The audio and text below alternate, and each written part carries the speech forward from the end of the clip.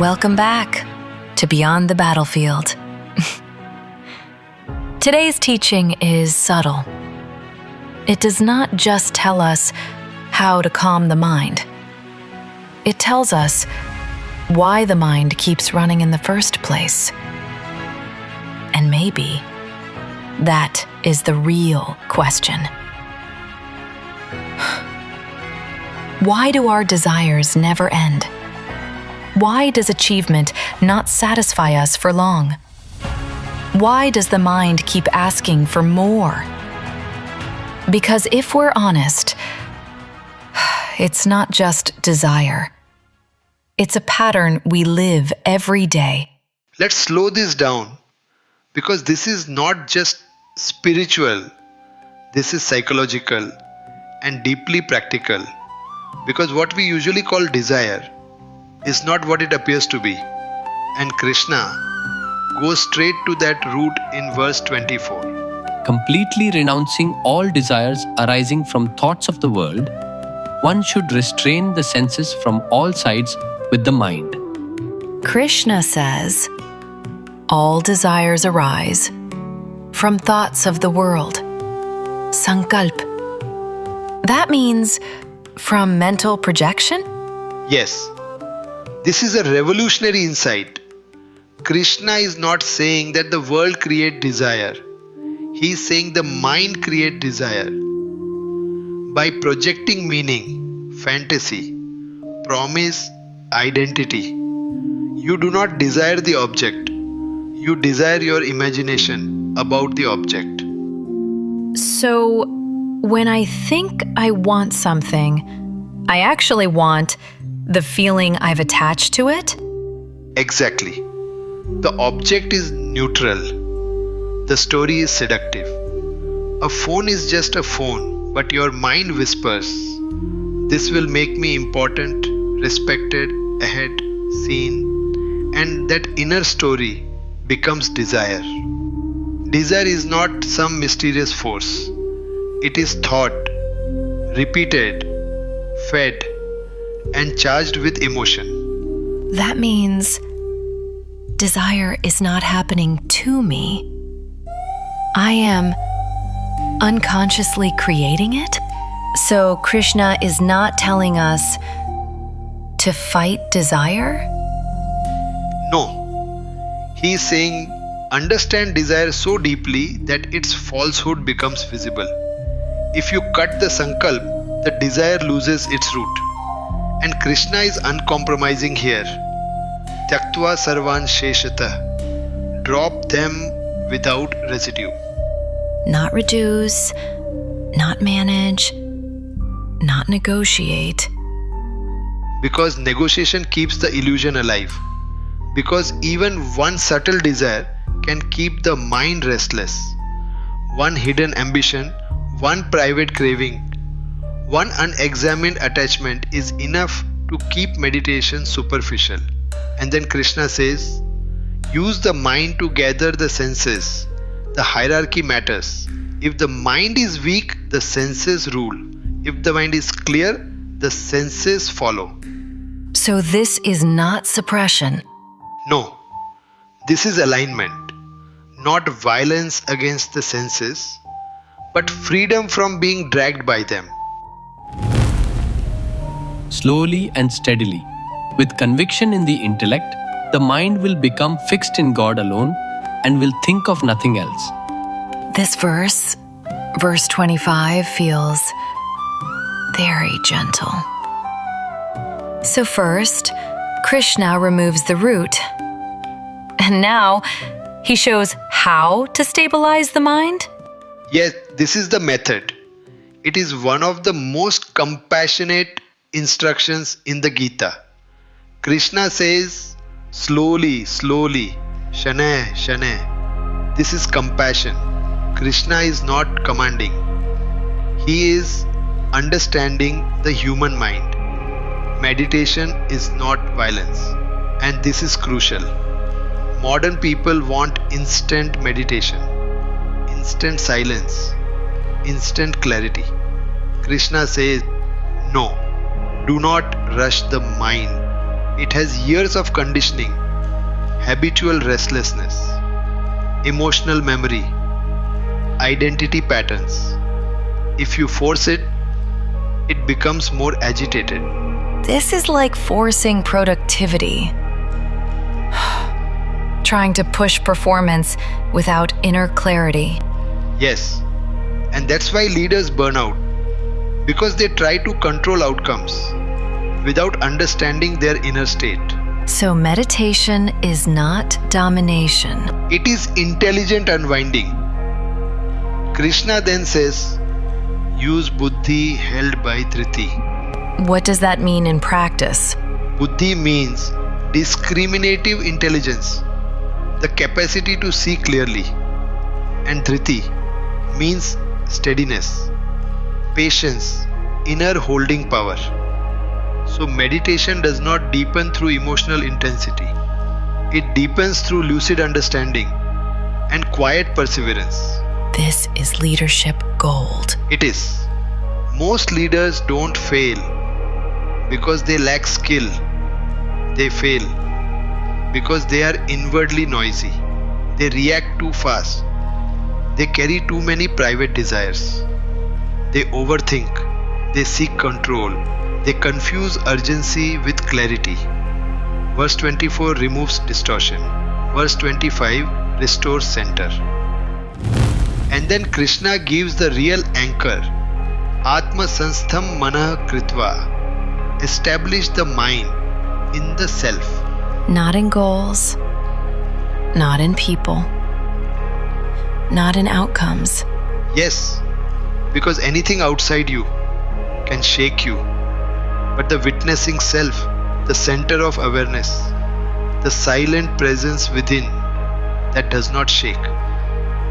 And what about nakinchidapi chintayet? This is often misunderstood.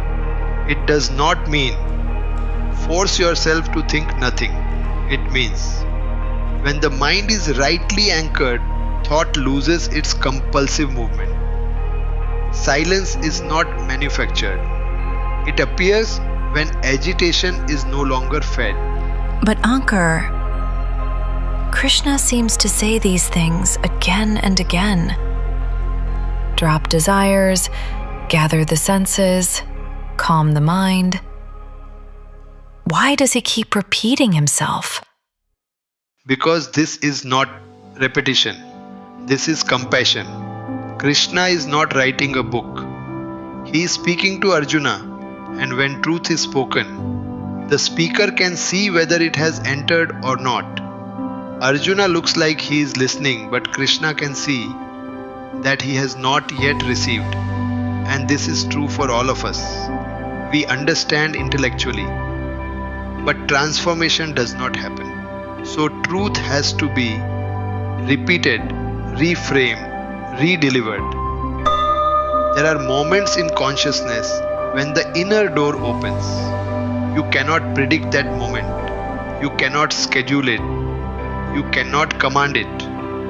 So Krishna keeps surrounding Arjuna with the same truth again and again and again. Because who knows in which moment the word will enter. So Krishna repeats because the listener is not ready yet. Yes, and also because each repetition carries a new key. He never repeats mechanically. Same truth, but a new angle, a new sanket, a new opening. And here, the new key is this: परमात्मा के सिवाय और कुछ भी चिंतन न रहे.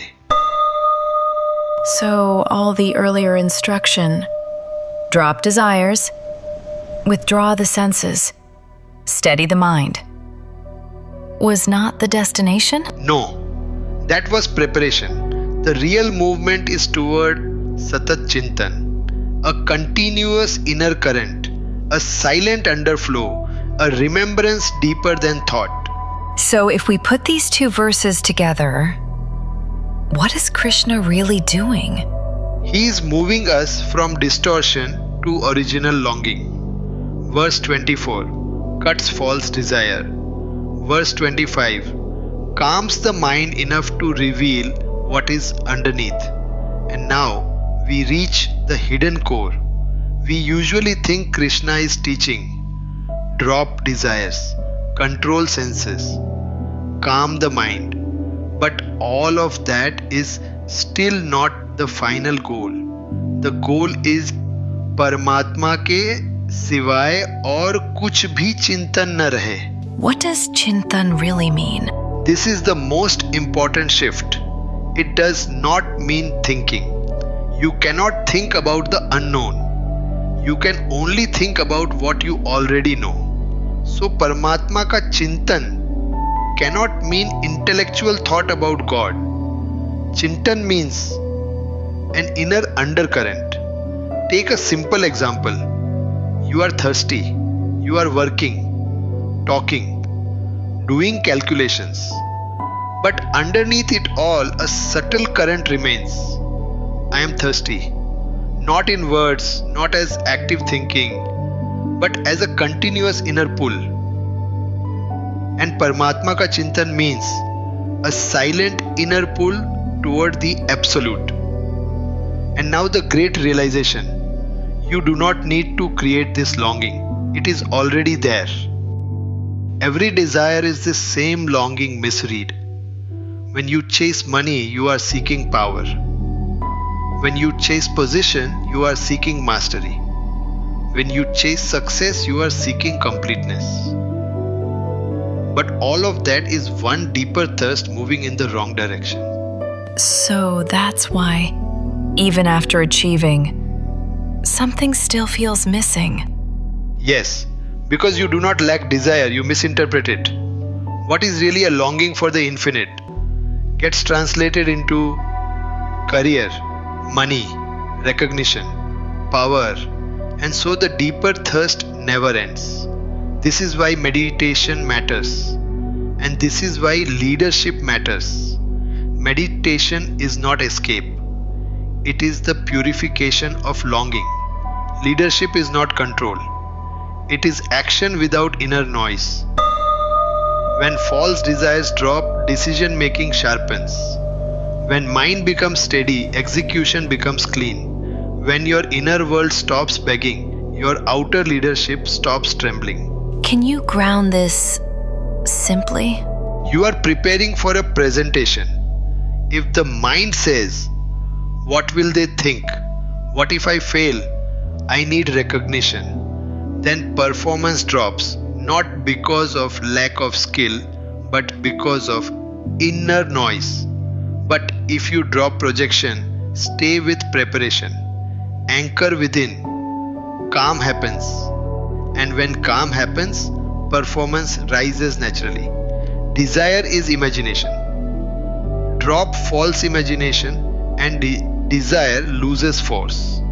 Bring the mind back slowly and patiently into the self, and then what remains is not emptiness, it is sacred longing. You do not need to search for God. You only need to recognize what you are already searching for.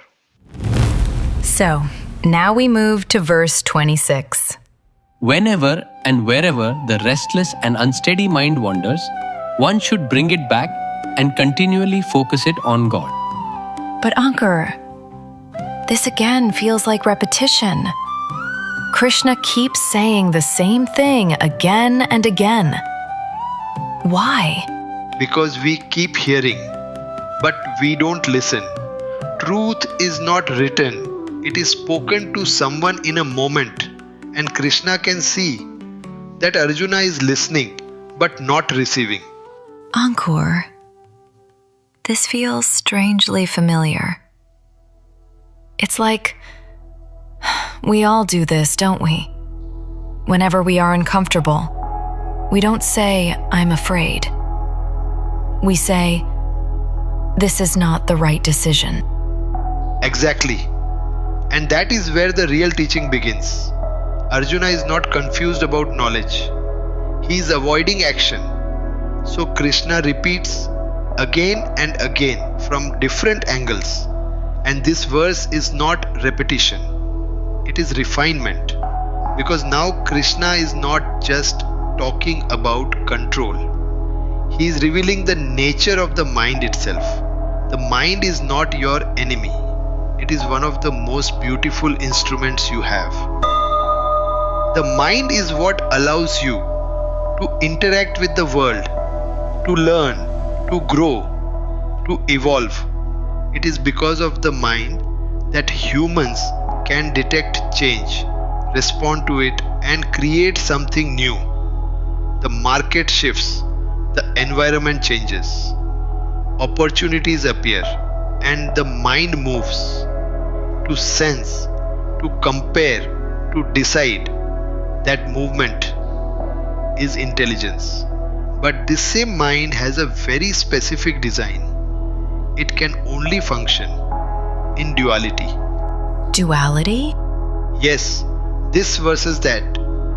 Right versus wrong. Past versus future. The mind compares. That's how it works. And it operates through memory and projection. It brings the past and throws it into the future. That's why even when you are here, you are not fully here. And the most subtle thing, the mind needs problems to survive. Needs problems? Yes, if nothing is wrong, it will create something wrong. So understand this clearly. The mind is perfect for the outer world, but completely inadequate for the inner. In meditation, there is no comparison, no problem, no object. So the mind becomes restless. It starts bringing thoughts, memories, future, because without movement it cannot exist. So Krishna is not saying stop the mind. He is saying recognize its limitation. And when it wanders, don't fight it. Just bring it back to that, which does not require the mind. And this is where leadership transforms. Because most leaders are using the mind everywhere. They use it to analyze, which is correct. But then they carry it into identity, fear, self-doubt. And that's where distortion begins. A powerful leader knows when to use the mind and when to step beyond it. Use the mind for the world. Drop the mind to see clearly. You analyze a business decision, data, trends, risks. That's the mind doing its job. But once clarity appears, if the mind continues, what if, what next? What will happen? You don't follow it. You return to clarity. Krishna is not asking you to control your mind.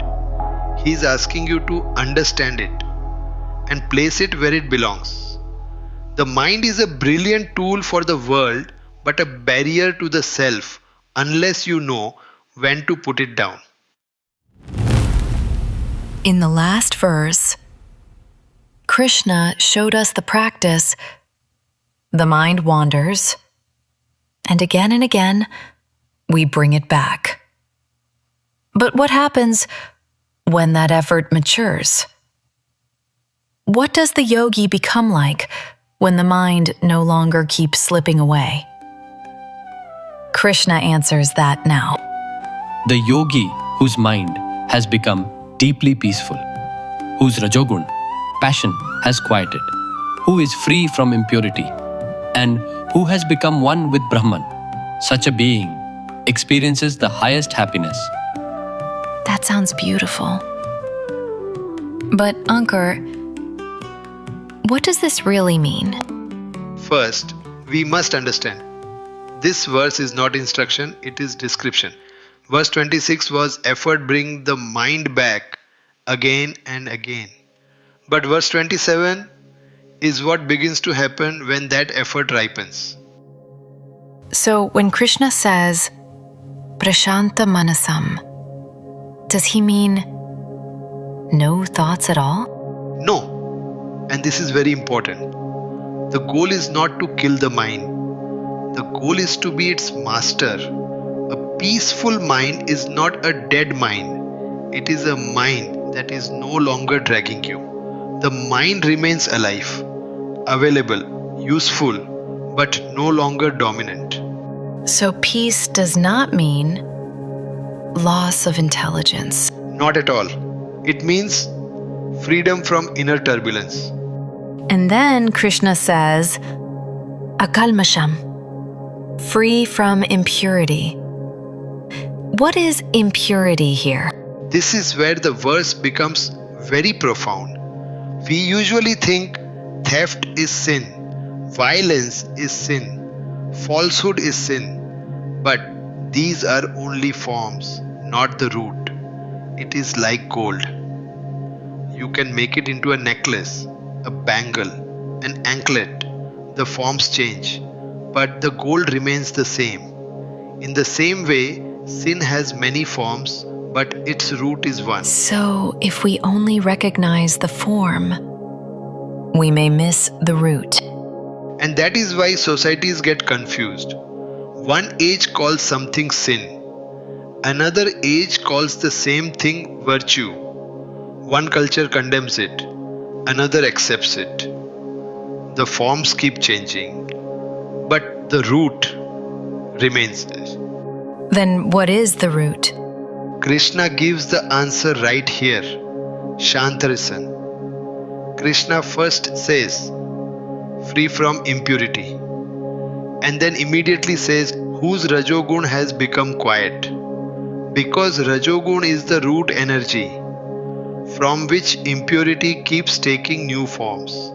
Rajas is not just action, it is restless action. Compulsive becoming, the fever to do, to become, to prove, to reach. And as long as that fever burns, the mind will keep creating new disturbances, new cravings, new errors. So sin is not merely moral, it is energetic. Yes, it is the restlessness behind action. When Rajogun quiets, something very beautiful happens. You may still act, but the compulsion is gone. You may still work, but the fever is gone. You may still lead, but the inner burning is gone. That changes action itself. Completely. Life moves through three forces: Sattva, Rajas, and Tamas. Rajas is movement, Tamas is stoppage, and Sattva is the flowering that appears when these two come into right balance. So this is not about destroying movement. No. And it is not about falling into dullness either. If there is only Rajas, you remain restless. If there is only Tamas, you become dull, heavy, unaware. But when Rajas and Tamas come into balance, something higher flowers.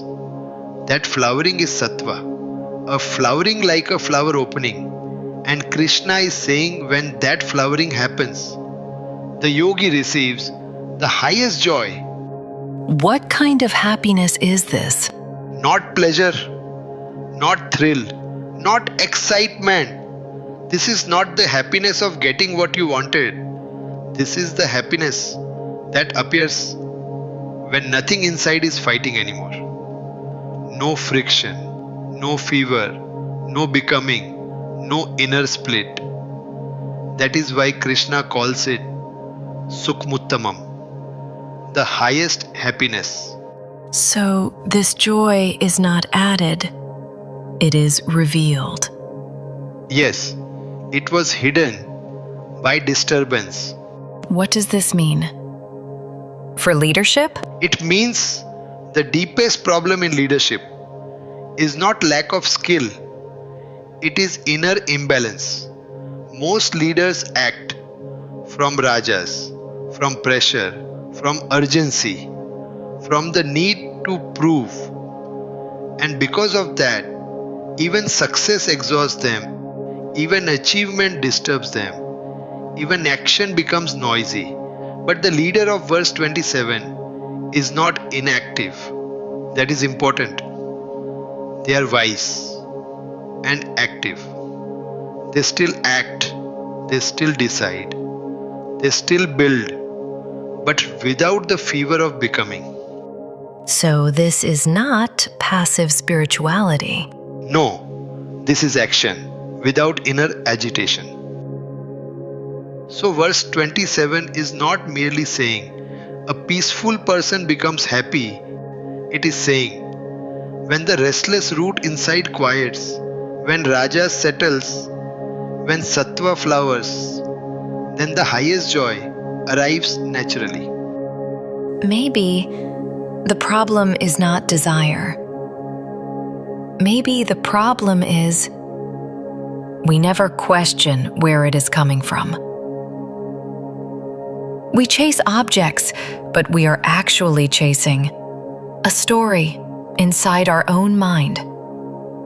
And until that story is seen clearly, the chase never ends. Krishna is not asking us to suppress desire. He is asking us to see it. Because once you see it, it begins to lose its power.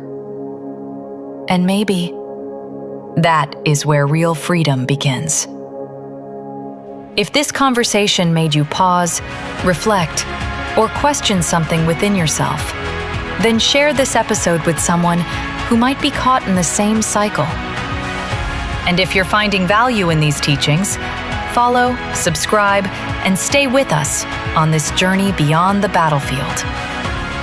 You can also write to us at beyondthebattlefield@outlook.in.